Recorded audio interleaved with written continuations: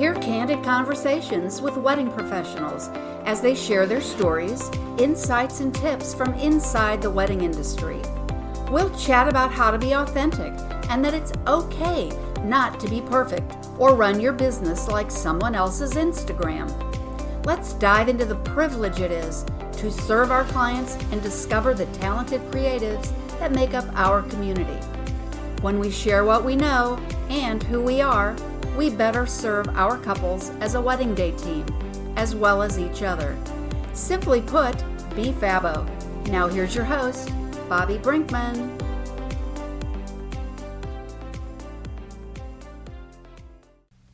Hey, welcome back to the podcast, Fabo listeners. Really excited to have you joining us today. Today is episode 26.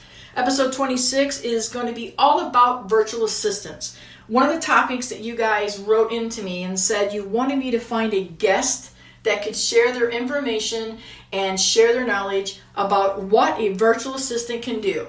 What is a virtual assistant? How do we go about finding a virtual assistant?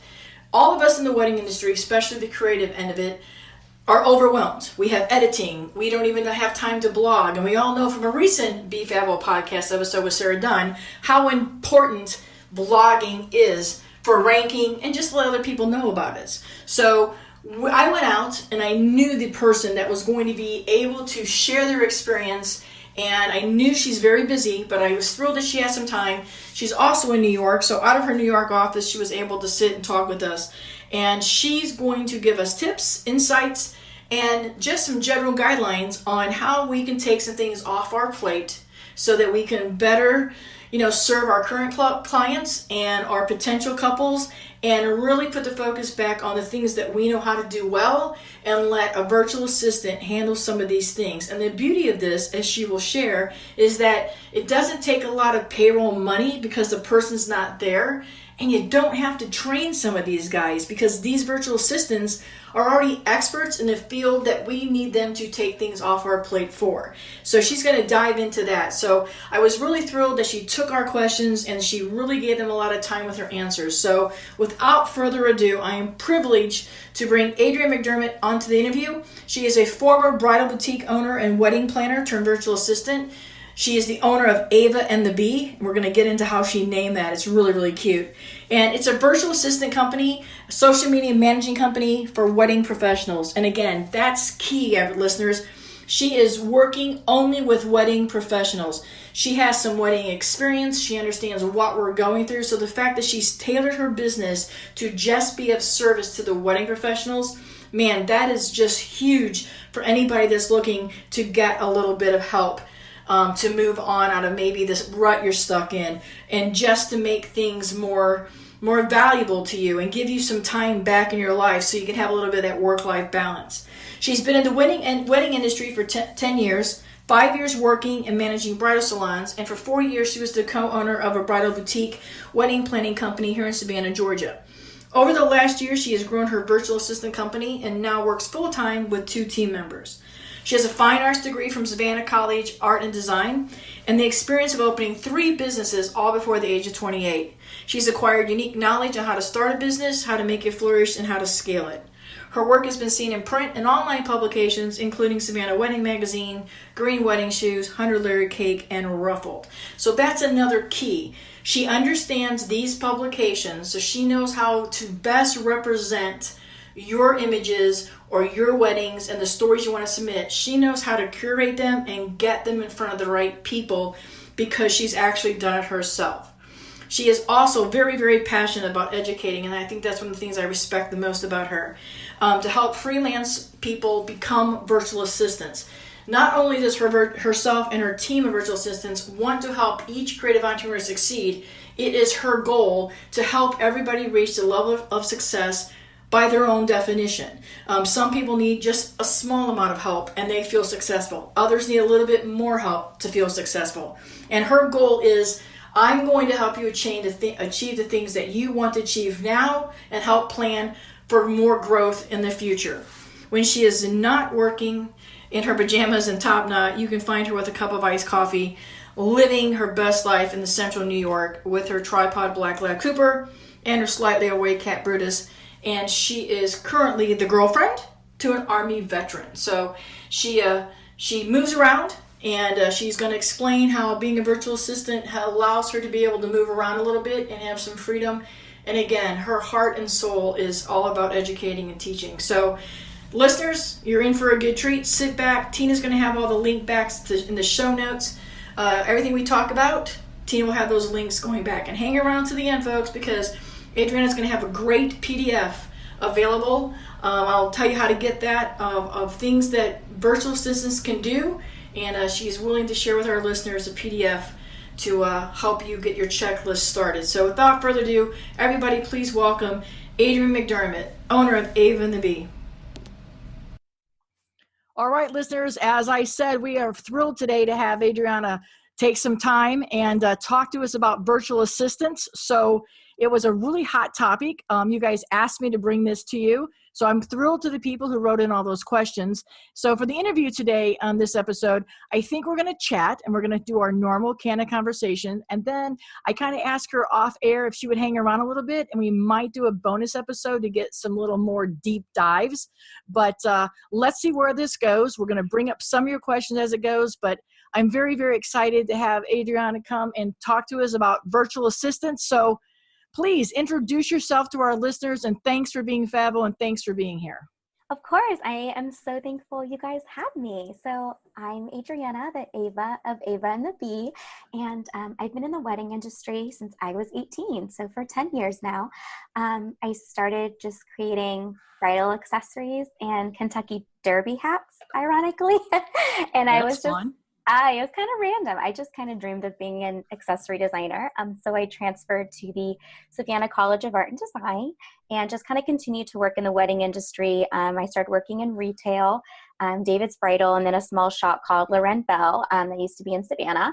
And then during the summer of my senior year of college, I got together with a young lady named Nicole, and we co-opened a wedding planning, bridal boutique, and florist company called Ivory Beau.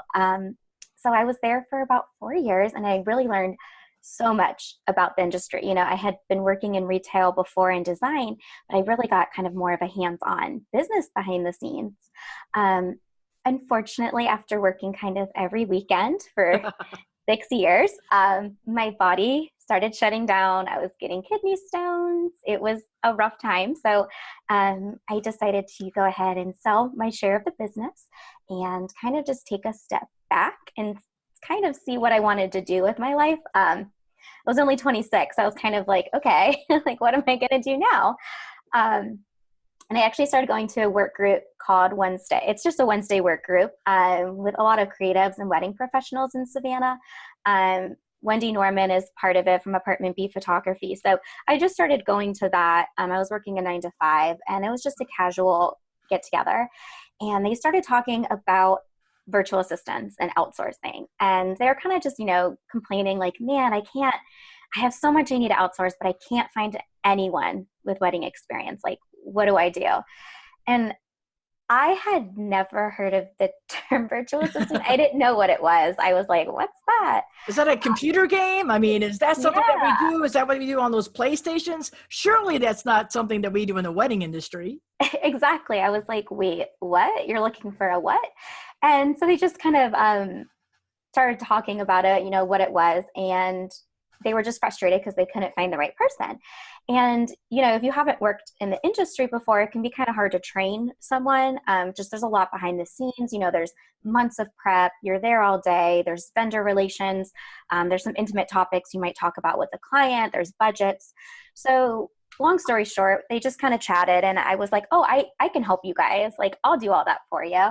And, I've done this blogging and Pinterest stuff. Like, let me help. And I started kind of asking around other vendors in Savannah. And I was like, hey, if I did your blogging and Pinterest, would you need that? And every hand in the meeting went to the sky, and they probably stood up and bowed at your feet. Yeah, it was crazy. I mean, honestly, like, before I even had a bank account or a website, I was completely booked.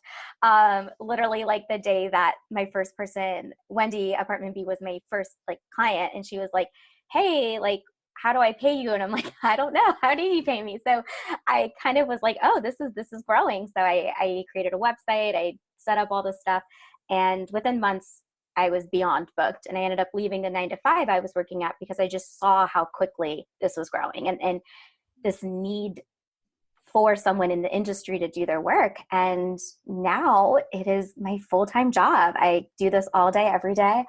And I know how important it is for a wedding professional to really clear up time in their schedule. And this is what I do now. Because they want to focus on their clients and how it works. Before we go too far, though, I want you to share with how did you come up with that name? Instead of just going with your name, tell us. I always intrigued. One of the reasons I wanted to do this podcast is I fall in love with just people in general stories, but especially in the wedding industry, I find that they're either like you, they were in it, but found something else that they liked better in it, or they went through the experience of a bad wedding and said, hey, I'm going to fix that. I'm going to open something. So I love to hear how we came up with names. And so tell everybody how you came up with Ava and the Bee. So coming up with a name, as you know, is hard. Right. So my first name is an unusual spelling and long. So I immediately was like, Adrienna is not going to work for a business name. So I go by Ava. It's kind of like a German nickname. My family's from Germany, so it's just kind of what they've always called me. And so I went with Ava, and the Bee is for my cat Brutus and pays homage to SCAD being the bees. So it's kind of a homage to my alma mater, Savannah, and my cat / office partner. No, I think that's great. And for listeners that, you guys know we're down here in the Savannah market. So SCAD is, I'm a big fan of SCAD, and obviously those talents that come out of that are just amazing. So the Bee runs very large here in Savannah. And I must admit, one of your first clients is, I don't know Wendy on a real personal level, but I'm a huge fan of Wendy's. And so I wanted to definitely make sure we shout out to Wendy. Her work is stellar and amazing. And I know that you probably help a lot with that, but just her work behind the talent of the camera, she's definitely an amazing photographer here in the Savannah market. So, kudos to her. So let's talk a little bit about exactly for our listeners, what exactly is your definition of a virtual assistant, and is that definition the same through all industries? So pretty much a virtual assistant is a self-employed worker, usually remote, although sometimes you can find some, in your area, who offers a variety of services as like a freelancer. So we're subcontracted. So I think one of the biggest things that people get confused is that we're employees, but we're actually just independent contractors. So we provide our own benefits, computer, and all of that. So there's a few different terms, I would say. Virtual assistant's kind of the overall term that describes what we do. I consider myself more of a creative virtual assistant because I don't offer as administrative tasks or bookkeeping. But some other names you probably would hear would be like social media manager, customer service, community manager. There's kind of a few different names, but VA kind of covers the full umbrella of what we do. And that just basically means that they're not sitting in the office and you have to listen to their bad or smell their bad tuna sandwich, that you get to, they're virtually somewhere else. And it could be virtually just down the road perhaps, but they're literally not working in your space the majority of the time. Basically, I love the fact that you broke it out, because I would like to dive a little bit into the creative virtual assistant versus the admin virtual assistant. And I think that most of us in the wedding industry are probably really looking for somebody in that creative virtual assistant role. Is that one of the reasons you are specifically tailoring your services to the wedding industry, or is it partially a combination of that and the fact you have some inside scoop on the wedding industry?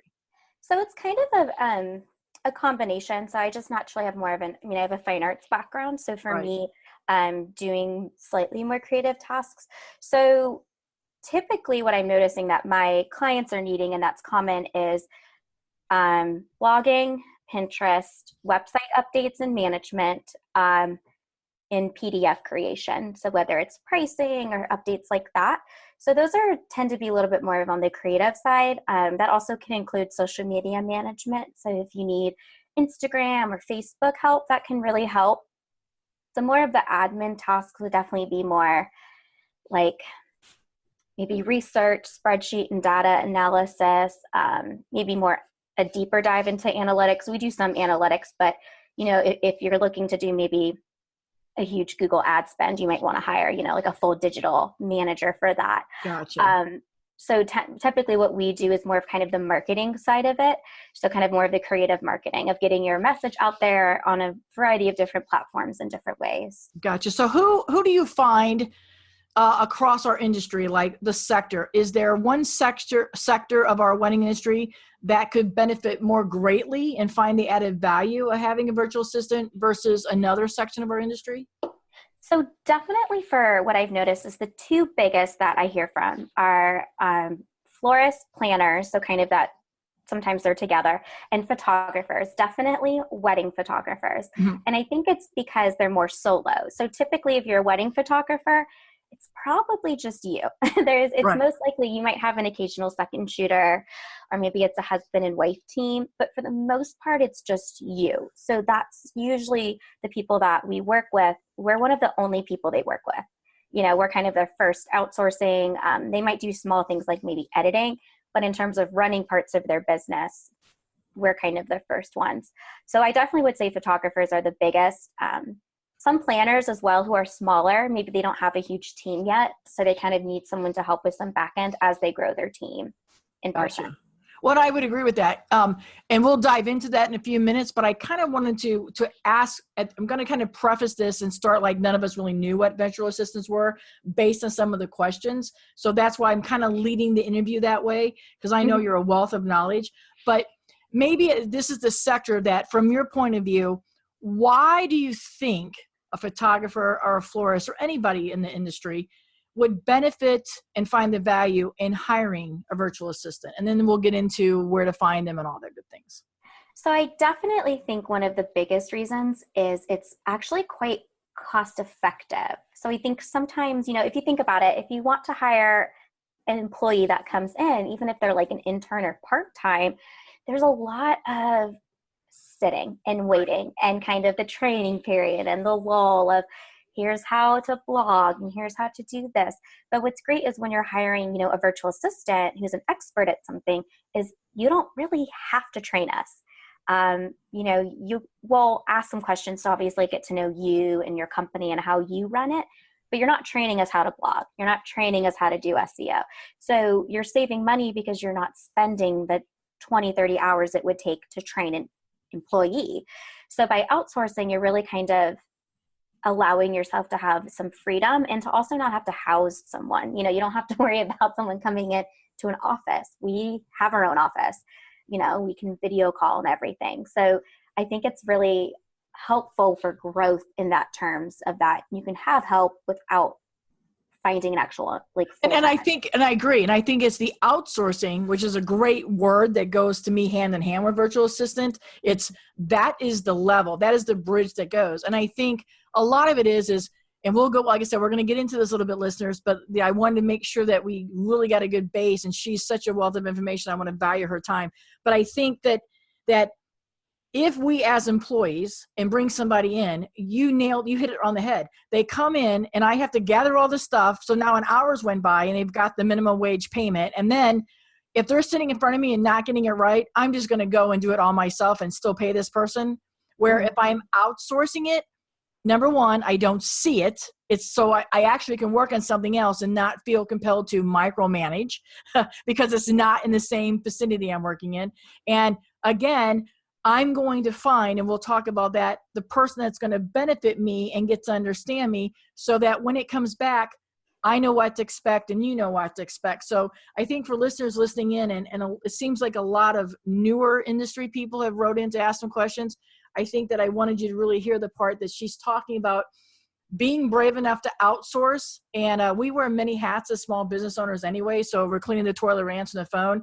There are things that you are not strong at that you need to outsource so that you can spend more time pursuing your client or taking care of your client and just babying them and giving them all the wonderful hands-on personal touches that you can give to build your reputation and to build your brand. So outsourcing is a very good word. So people now are ready and they've decided, hey, this is something that I think I can outsource. Tell our listeners all the things they can outsource. Maybe not everything. That would take an hour and a half. That would take days and days. But like we talked about, photographers or a florist, what are some of the things that immediately they could outsource to a virtual assistant that would help clear their plate up a little bit? And then they could actually see a pretty fast value on the return of investment for hiring a virtual assistant. Of course. And I actually have a freebie for your listeners that can help outsign all of that, because there's obviously hundreds. It's a freebie that literally lists hundreds. Good. So some of the biggest ones, so let's say wedding photographer, I'll just kind of start there. Definitely blogging, because as you know, blogging is huge. Your clients might see a picture on Instagram but want to see the whole wedding. Well, they're going to see that on your blog. At least they should be. So blogging is huge. We can help. And it also helps with SEO. We can help do all of that. So you make sure you have a keyword heavy blog that explains it, that, a client is going to want to read. Another one would be, so that could be weddings or style shoots, or engagements. Another one could be helping with a social media strategy. Maybe you're spending, all day editing and you're like, I don't have time to do this, but you have gorgeous pictures. So we can help come in, help write captions, get it organized for you. We can also help with, photo album design. As you know, albums are a huge, great upsell for a photographer. Right.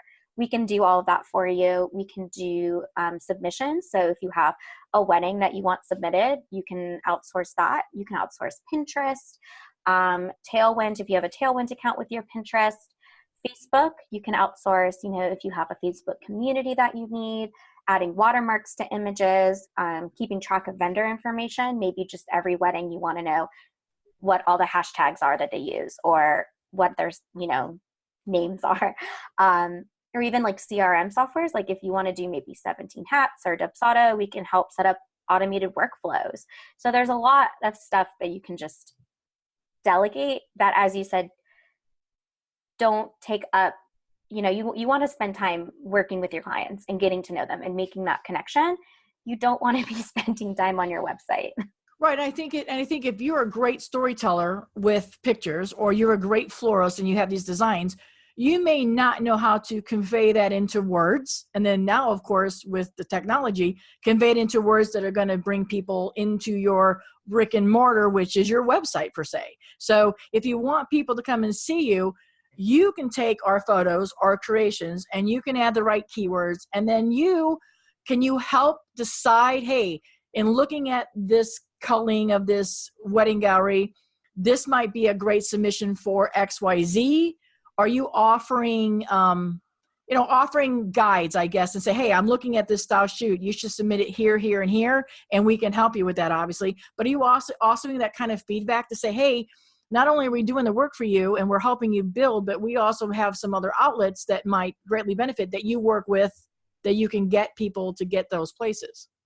Yeah, definitely. I've submitted so many many weddings over the years. And so I've kind of created, honestly, a huge spreadsheet that kind of dictates what they're looking for at this moment. And I'm constantly updating it. So I can kind of pull in and say, hey, this blog is looking for this type of engagement, or maybe this type of elopement. So we can definitely kind of help get you published as well as, just online on your blog. So those that want to use a virtual assistant, do they need to have the subscriptions to the submission places? Do they need to already have their CRM programs? Are these things that they need to have before they hire you? Or are these things that they can say, we need your help with, and you have that back end?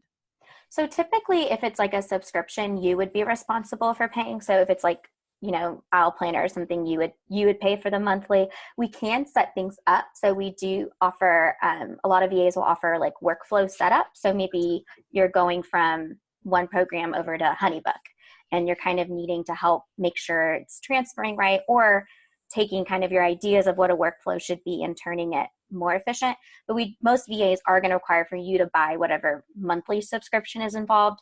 Just that way, if you're not working with that person anymore, with that VA, you still have control of it and you still own it. Gotcha. Makes sense.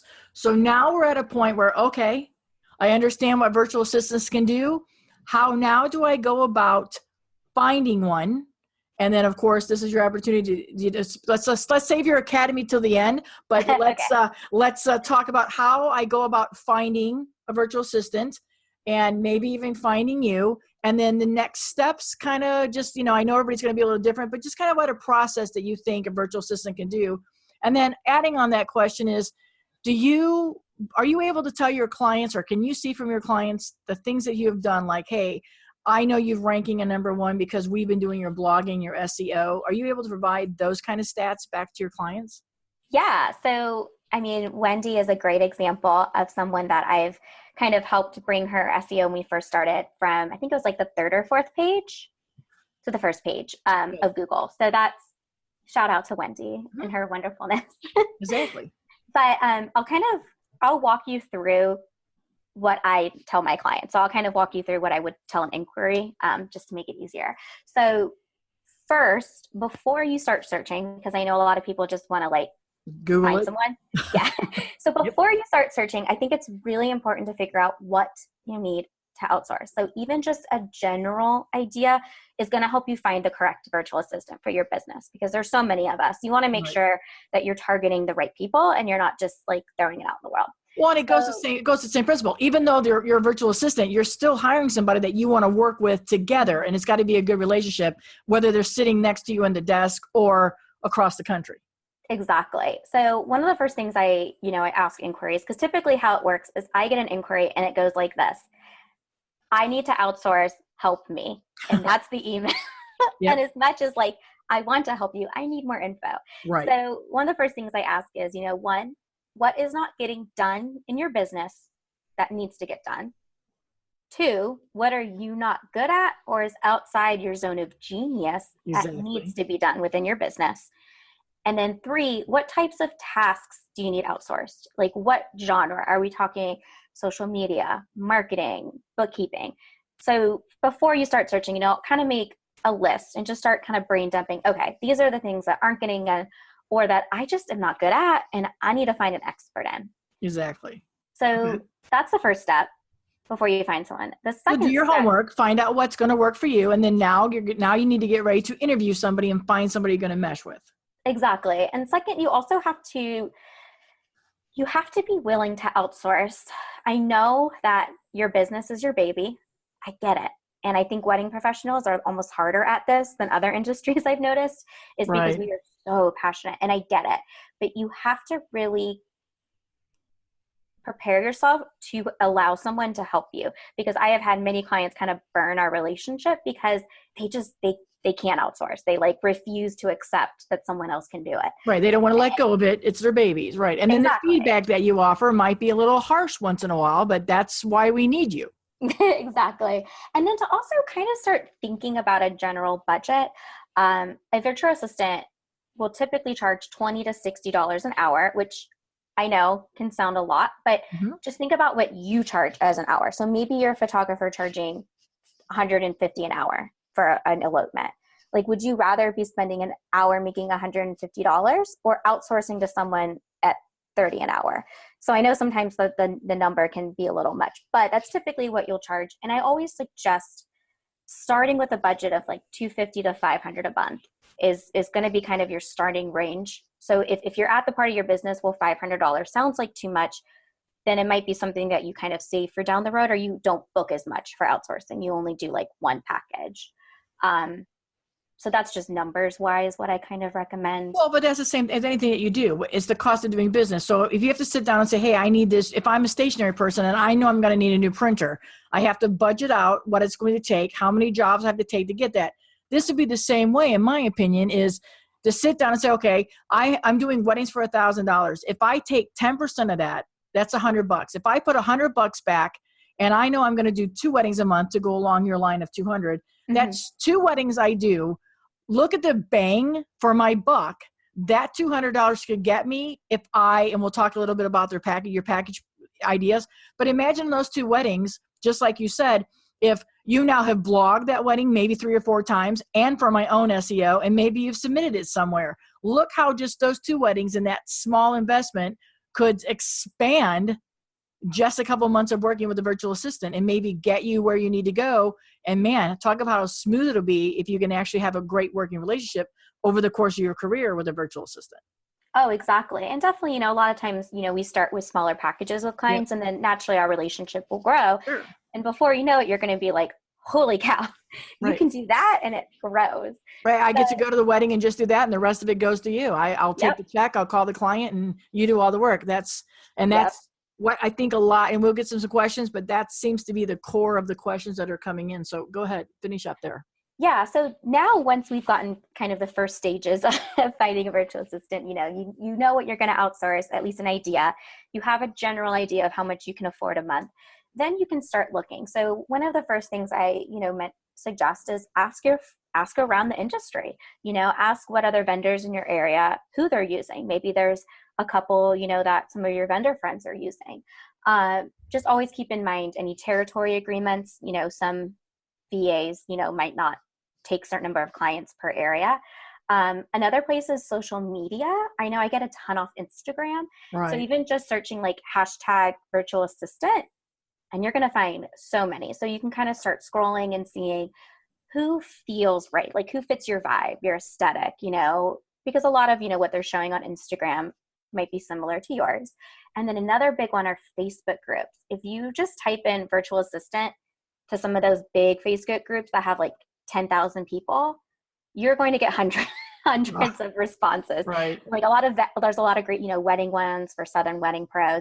If you just type in virtual assistant or even just make a post, hey, I'm looking to outsource my social media 5 posts a week with 30 minutes of engagement a day or something, you'll probably get like 50 people, like just out of sheer, like you'll probably get a handful of people who are like me. And I think that kind of lets you go through it. And you can, you could just Google wedding, professional virtual assistant.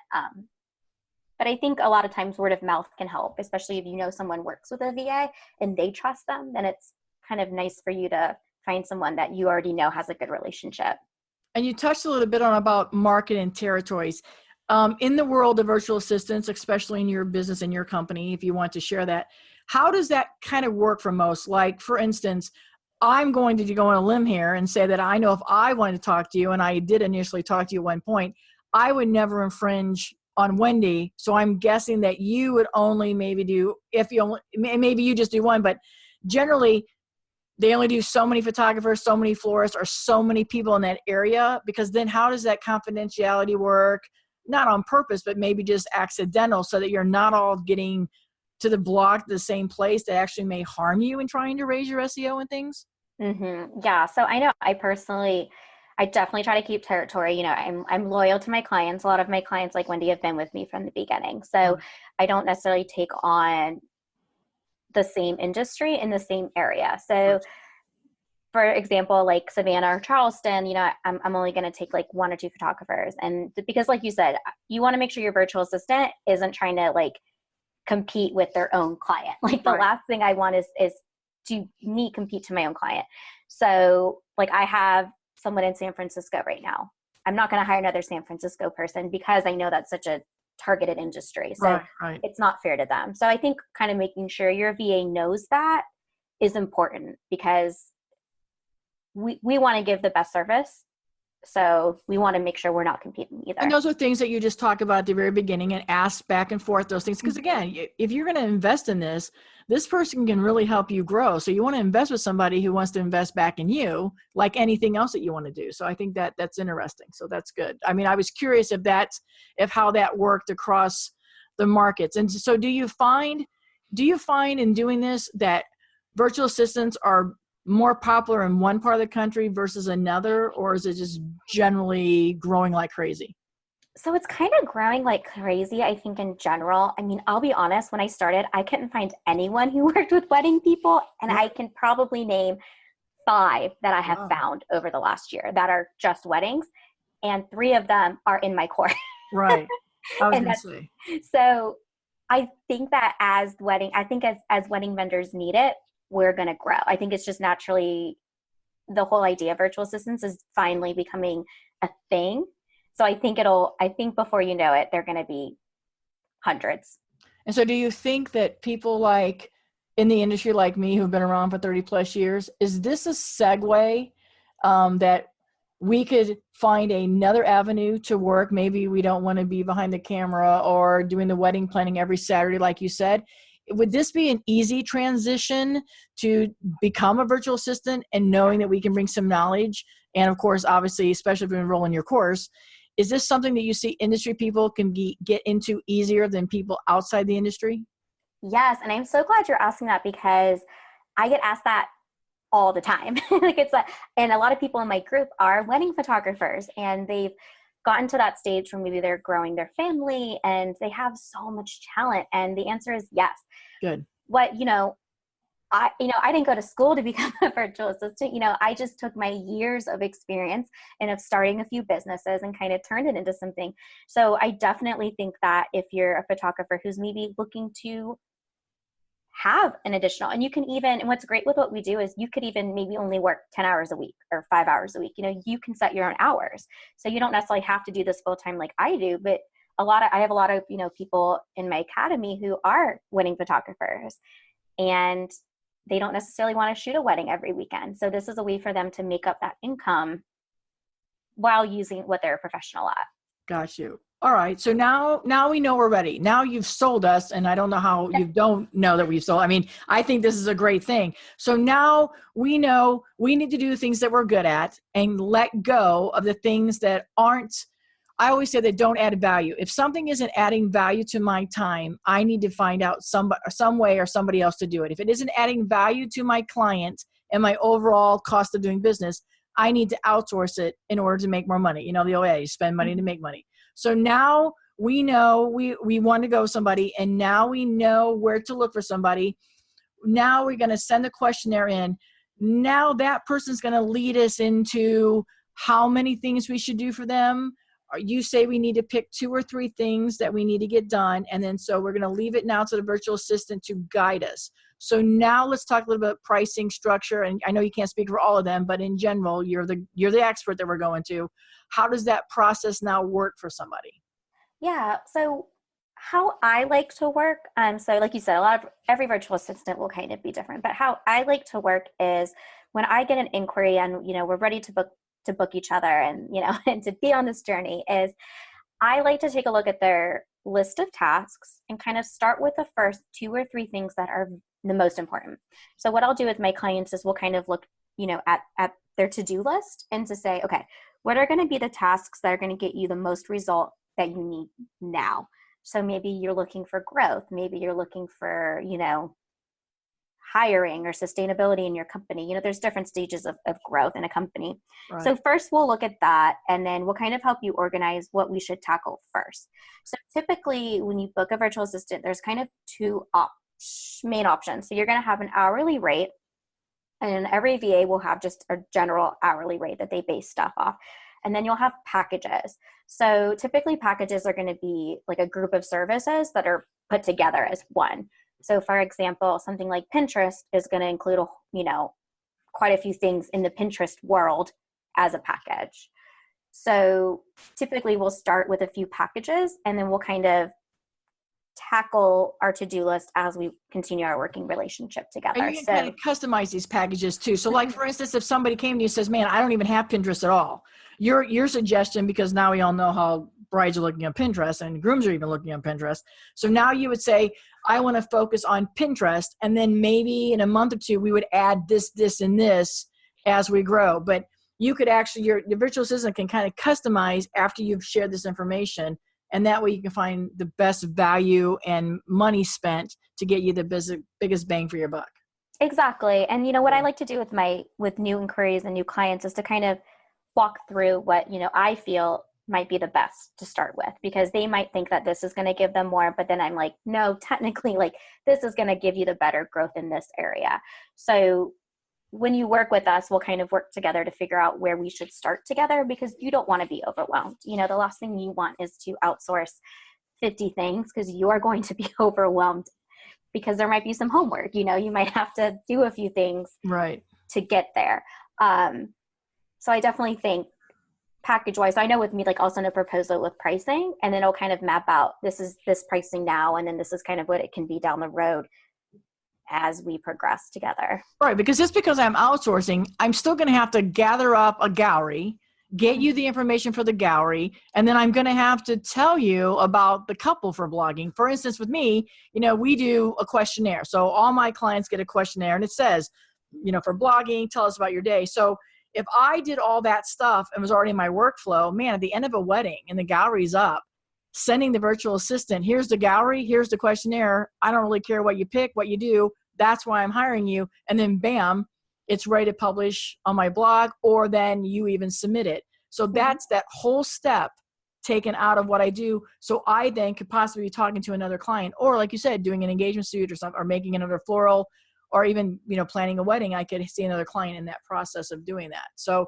there is homework on the client's end to get to. They don't just automatically say, here's my galleries, go dig in and find something. You have to specifically say, this wedding is going to be blogged. Here's the information. Exactly. So what what a VA would require is, like you said, a questionnaire, vendors, and a gallery. And then I typically ask, if there are any highlights from that wedding. But like you said, what's great is when you're editing that wedding, send it then. Right, exactly. Because it's already in your head. Write up the email. It'll take you 5-10 minutes. And then when you send it, and then it goes off to your VA, and then a week later, you have a blog. And heck, if you have the questionnaire, you just attach the questionnaire. You don't have to type anything. Here's everything you need to know. And then that's even better for you probably to do that. Oh, so yeah. How do you guys as virtual assistants, I know I jumped ahead a little bit, but how do you manage that client expectation where, in other parts of industry, you get an immediate feedback. You see somebody's face, or you can say, hey, they didn't like this. But as virtual assistants, it's going to take a couple routines for some things to show up. So how do you manage client expectations like that? Yeah, so I think a lot of it is kind of setting up a communication that works best for our clients. So I have some clients who are great with email, and I have some clients who prefer phone. So that's kind of one of the onboarding processes, is figuring out, what's your preferred method of communication. Gotcha. First. Second is definitely, like you said, the first couple, maybe month or so of working with a VA, it's kind of a learning curve for both of you. So it's a great time to offer feedback. And I know for me, I love feedback. I don't take things personally because it's your business. So if I did something wrong, or you want it done this way, just tell me nicely and it's fixed, it'll never happen again. Like if there's a wording issue or something. So depending on your virtual assistant, your communication could be, some might have like a management system, like Asana or something, where things are in there. And then if it's social media, maybe you work on an interactive content calendar. So it kind of depends on the tasks, but for the most part, you can kind of let them know what the easiest form of communication is for you. It's usually email, but obviously some people might have other ways. Gotcha. And so this is kind of a silly question, but I know there's probably a couple of questions here. I need somebody that's strong at blogging. I need somebody that's good at Pinterest. But then I also need somebody who might be able to, like you said, prepare something else. Is that sometimes all one virtual assistant, or am I looking at maybe having to get 3? So it definitely depends on what they're an expert in. I have a team of a few people. So I have people on my team that are much stronger at other things. So they would do that task for you. But if you're finding like a solo VA who doesn't have a team, you might need to hire like 2 different VAs, just depending on it. So you might have to outsource a few. So you basically can create your own creative team. You have a whole creative team behind you that are virtual assistants. That's amazing.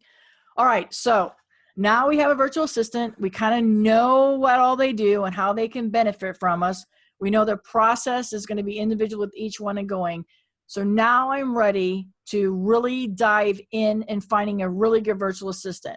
This is the time to talk about your amazing academy and what you're doing as far as your education, so that, so share with us about it, what we have going on, how listeners might be able to want to become a virtual assistant, and just give us information about the academy. Awesome. So I created a course because I just realized that when I got started, I didn't know exactly what I was doing. I couldn't find anything on Google. Pretty much every online course was for like administrative virtual assistants who are like bookkeeping and stuff like that, and just stuff that I don't know how to do. So I created the course because I couldn't find anything when I got started. And all I wanted was someone to hold my hand and tell me how to start a business. So I was doing mentorships at first, and it just quickly became they needed education. So now I have what's called the Creative VA Academy. And what it is it's a course that walks you through not just how to be a virtual assistant, but how to start your business, from literally picking a name to getting your EIN to getting your bank account to looking at your skill set and how it translates as a virtual assistant. And it kind of walks you through all of the things to become a VA. So it's kind of my pride and joy because I put literally so much into it. And as I said, I have a lot of people in there who are wedding professionals or creatives who are like, I have these incredible skills. How do I share it with the world? So it's an 8-week course. There is a live, we do monthly calls with me. So you'll have group calls, which are incredible. The community of women right now in it are just so supportive. It's unreal how amazing these ladies are. And it's a very supportive community. There are no wrong questions. You ask absolutely anything you feel, and I am in the group every single day. And then I'm also working on doing a mastermind for after the course. So once you build your business, I'm working on, in July will be a second section, which is all right, you have clients, what now? So we take you from having an idea to booking your clients, to getting a website, to getting your marketing with a group, a creative group, so we can all help you. And then I'll be offering a second part, which will be what? I have a client Exactly. that one. Exactly. And listeners, remember that Tina does a really good job of show notes. So, I know you might be taking some notes today, but we'll link back to everything we're talking about, all the people we talked about, and her academy. So those listeners might want to join, but we'll link all that in the show notes. In order to come to the academy, what should I be like if I'm thinking I want to come to your academy? Should I be looking for a job in creative industry? Should I just be smart at Instagram? And then I'm going to ask you a really silly question. You mentioned ladies. Are we seeing men entering this field? I mean, so many things in the industry. Like with me, when I started photography, I was the only girl. Now, now it's all women, a few guys. But is that something you see changing? But so who could be looking to join your academy? What would be a good candidate to join? So first of all, it can definitely be guys. It's just ladies now because I've noticed in the VA world, it's a lot more women. Yep. But I'm open to all of the above. I'll take anyone. I love everybody. So guys can join too if they're more than welcome. So in terms of the person, so the course is focused on someone working with creative industry. So it's going to be more artists, a lot of wedding professionals. I use those as my example since that is a core of the people taking the course are for wedding pros. But I have a few others who just want to work with, travel bloggers and stuff like that. And I think it's just the ability to know it's hard work. You have to do a lot of homework and you have to be willing to, have some long hours, trying to grow your own business. So definitely if you're working a 9 to 5, do know that it will take up, your weekends to start your own business. And I think just kind of having a creative eye in general, typically what we're focusing on, like you said, would be maybe social media. So even if you are just wanting to be a social media manager, what's great with being a freelancer is you could just offer that. There is no rule that says you have to offer anything other than Instagram.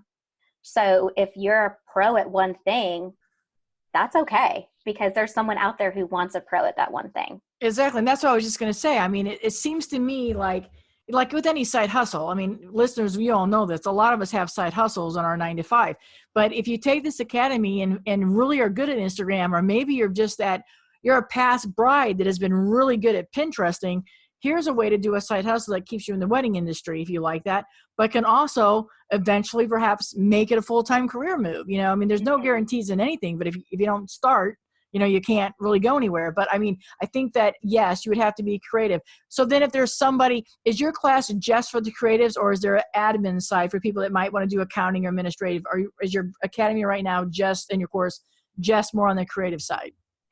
So technically a lot of my course could translate into that when it comes to when we start talking about like our marketing and how we advertise ourselves. I definitely focus more on the creatives just because I outsource my accounting. So like I can't necessarily tell you how to be a bookkeeper because I don't know how to do that. But I would say it's definitely a little bit more of a creative side. We dive a lot into website design, blogging. There's a blogging course. There's a Pinterest course. There's a branding course. So it's a little bit more of that realm. Well, that's good though, because I think that gives somebody a big variety to see if they want to come and do those things. So is there, since you're kind of in this virtual assistant, are there apps for virtual assistants, or there's apps that you use for your daily? What technology really has helped you in the virtual assistant role? Yeah, so definitely in terms of like organizing a lot of my clients, I love using stuff like Google Docs and Google Drive because it's so wonderful to be able to publish stuff and they see it instantly. For social media, I use Planoly. I think it's a great platform. If you are wanting to up your Pinterest game, you have to have Tailwind. If you don't use Tailwind, you're probably not going to see very good results. It's the only Pinterest approved tool right now to automate your schedule. And is that an app that they can go get, or is that a subscription? So that's a monthly subscription. So Planoly is a phone app and like a monthly subscription. It has a computer desktop version. Tailwind is desktop, and you can also do Instagram through Tailwind. I use mine for Pinterest. Gotcha. And then in terms of website, I know our team has experience in WordPress, Squarespace, Wix, and Showit. My platform's on Showit, but we have experience in all the things. I gotcha. So virtual assistants, does that go into maybe I can help web designing? If I'm new to the industry and I need a website, can I source this out to virtual assistant and help build a website? Oh yeah, definitely. For sure. We can definitely help. There's a lot of virtual assistants out there who work more with website design and graphic design. So there's definitely options for the right. sure. So that's one of those things where that is, to me, if you're doing this 9 to 5 for another big company, depending on all the rules and all that stuff, but man, what a way to keep, if you're good at this, what a way to be creative, because in the wedding industry, we all need new websites. We have to keep updating, keep up all the technology. So, I mean, that is just another thing. You get that outside perspective, but somebody that also knows the industry. And again, tough skin, because they're going to say, hey, these aren't the best photos to use. But I think to get a whole different perspective is something that's great. So is that another thing that maybe you offer, virtual assistants offer? Do you ever do, hey, let me take a look at your business, let me take a look at your website, let me take a look at your Instagram, and let me give you just an overview of what can be doing wrong, or a review per se? Is that something that you do for your clients? Mm-hmm. Yeah, so I know we offer that. There's probably other services who offer it as well, but I know we do offer audits. I consider them audits. So depending on what platform you're on, we can definitely do that. I also offer like business coaching for wedding professionals. So it's kind of a similar feel of if you're kind of looking to grow, but you're not quite sure where to go next. I also offer kind of intensive mentorships that we can do like audits and look at all of that and kind of work together to figure out, like you said, maybe that image isn't as capturing as you want it to be, or maybe your copy on your homepage doesn't make any sense to the outside reader. So we can help audit all that for you. And then in your opinion, and again, if I overstep or it's something you don't want to talk about, in your opinion as a virtual assistant, are you seeing that Pinterest is something we're all missing the boat on? And then I also want to talk a little bit, because you brought it up, about the copywriting on our websites and some of our things. We're not the best. As a photographer, I'm going to fall in love with this particular picture. There's something about it, but it's not doing me any good to attract a new client. It's just I fell in love with it for whatever reason. So as virtual assistants, you can actually really start seeing a progress and get to know your clients. But is that something that you think we need to be going more into Pinterest, or we need to be concentrating more on the copywriting and to go outside and hire somebody to come in and do those things for us? So I think in this kind of social media driven world right now, I think some of the most important things to be looking at is definitely making sure your website, brides, as you know, are pickier and pickier by the minute. And because some industries can be really saturated, I think it's really important to make sure that your website is easy to navigate and has call to actions, because I can't tell you how many times I've looked at anyone in the weddings industry's website and I can't even find an email address. Right. Or I don't even know how to contact them. Right. And like, it's very common, So even just basic things like that, like having someone look at it, I think can help, because maybe you didn't realize that I couldn't find a contact info. Because I know when I was like working as a wedding planner, if I couldn't find your contact info, I wasn't working with you. Yep, I'm moving on. I don't get that Yep. either. I'm like, you reach out to me and I just want to go to your page, and even on Instagram now, because we all get our, if you don't, why do you not have it just right up there somewhere or link to it called, if they set it all up for success, let's use the tools that we're given, because I'm the same way. If I can't find you, I'm moving on. And if we think that as vendors, what do you think our potential clients think? Oh yeah, they have less of attention span than a vendor does. Exactly. I always like to ask our guests that come on, it's a little bit different virtual assistants, but it's still your own business. What has been some of the biggest struggles that you've found as being a business owner, even in your past businesses? What were some of the struggles that you just struggle with every day, and maybe wish that you knew more of before you started? And now when starting this new business, maybe some mistakes that you were like, I'm never making that mistake again. So what's some of the things, put your business owner hat on. Okay, well, there's a lot. I've made a lot of mistakes in my life, just running businesses. I think some of my biggest ones, I think one would be growing a team. I think that was a struggle in my last job, I think, was the trust factor of growing a team, and how important it is that the more people you have, sometimes it's the better. I think sometimes as business owners, we want to run very lean teams when you could just hire one more person and it would like save the day. So that's something that I'm learning now, because I am growing a team for my VA business. So I think one of the things I struggled with in businesses I've owned in the past as well is just that growth period, kind of learning how to effectively run a business and grow a team, because it's kind of daunting when you start to hire someone and interview. The trust factor. I mean, it's especially what you did here. You already had a business just by asking a question. So now you can't be the be-all virtual assistant, everybody, by the premise, and I want to acknowledge and sing your praises for the fact that you're not taking on 75 photographers or 35 florists, that you are having a boutique business. So now, because we want you and we can't have you, we want the next closest be in line. So you have to trust that person. Hey, I really did do this from the ground up. And I think that's with any of us business owners, especially those creative, because we think, okay, well, I know what my client wants, and sometimes we don't. We have to step outside. So I think that is a good point. And I think as being a virtual assistant, do you think that has also helped you be a little bit better in getting clients, because you understand that trust factor, and you're asking us to give you our business, and then you're going to say, hey, let me take it and let me show you how much better you can be? Yeah, I definitely think it's helped, because, because that's like you said with the team, when I'm hiring someone to subcontract and work on my team, they have to have years of wedding experience, no exception. I won't even think about hiring some without it. And they have to go through my course, because I want to know that I trained them the right way. And I do think it's important to, like you said, kind of trust the person you're working with, and to be able to work with someone, like you said, and know that you are getting more of a boutique service. Because I think that's really important, is no matter what, that you are offering like a quality product to them every day. And I think that's true too, is there's a lot of us in the industry that don't have, quote, certification. And we're going to kind of segue into our questions. If you don't care, can we keep going just a little bit here? Do you mind? So we're going to segue, because we've literally touched a lot of the questions, but here's a couple of them. More. And one of the segues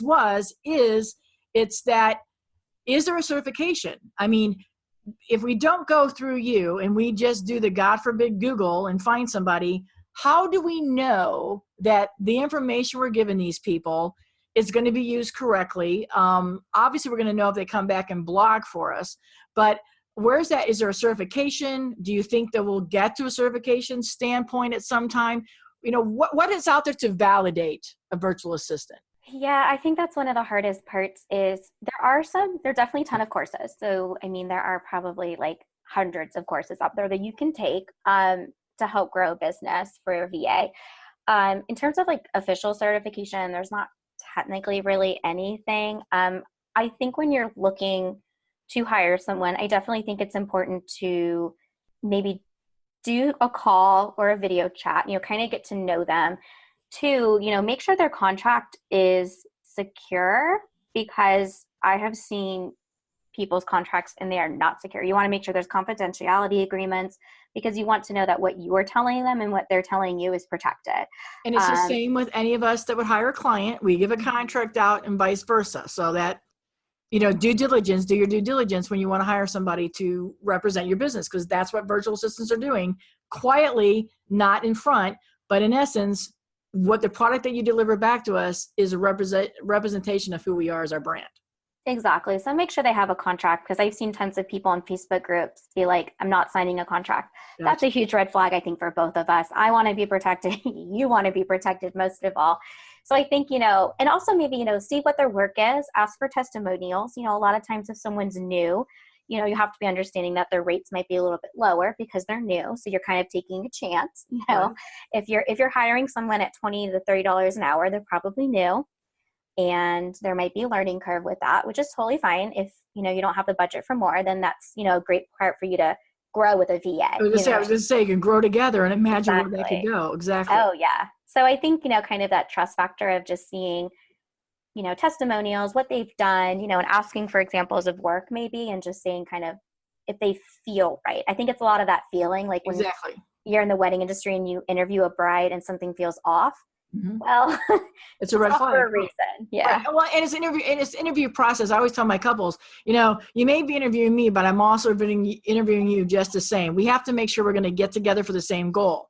So in a contract, we need to be looking for confidentiality. We need to be putting pricing structure, I'm sure, in there. And then is there something that would say most of virtual assistants that, hey, I'm going to blog this amount of time. You can expect this is a turnaround time. And then how does one get the blog back to me? Are those things at all are identified in the contract?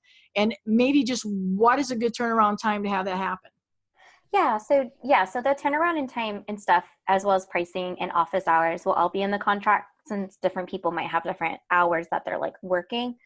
In terms of turnaround, I know for us, depending, so let's say something like blogging, typically a client at the beginning of the month will send me all the blogs for the month, and I'll do them. So we kind of work at a head schedule. So a lot of times I'll be blogging in June for July. Correct. So we try to always kind of think, a month or so ahead, because I think it's a lot easier for you to also just know that the month ahead is done, especially during wedding season. So, maybe let's say client, it's first week of June, I'll be getting all the blogs in to put up in July. Typically the turnaround for something like that is like 5 to 7 business days, sometimes quicker. We batch work.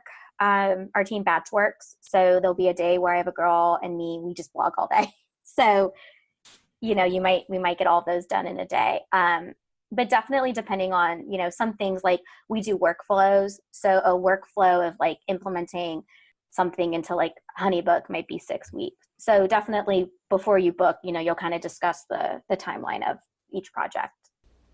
All right, Fabble listeners, I think this is going to be a Fabble spot to stop on this episode. It is chock full of useful information and valuable information. And again, this was a topic that you guys had a great deal of interest in. And one of the topics that you guys had sent me messages about, going out and finding somebody that can talk about virtual assistants. And we did that with the wonderful Adrienna and Ava and the Bee. So we're going to stop here. She's agreed to hang out with us for a little bit, graciously agreed to hang out with me. So we're going to get those questions that you guys sent in, and we're going to give them, I think they're just worth a little bit more fine tuning, and she can talk a little bit more in depth with some answers. And we're going to bring those to you in a bonus episode, and I think we'll bring that to you on Friday. So thanks for hanging out with us today in this episode. I'm sure that you learned a lot. Thank you for always supporting the podcast, and thank you for sending in questions for our guests, because that's what they're here for, and that's what I'm here for, is to bring us information together so that we can grow, because the more that we know, the better we can serve our customers and our couples together. So thanks so much for listening, everybody. Have a fabbo week. Hope your July is going wonderful. I know summer breaks. It's a great time to rejuvenate and recharge our soul. So come back on Friday. We'll have that bonus episode with Adrienna, Q&As about working with a virtual assistant. So thanks, everybody, and we'll see you next time.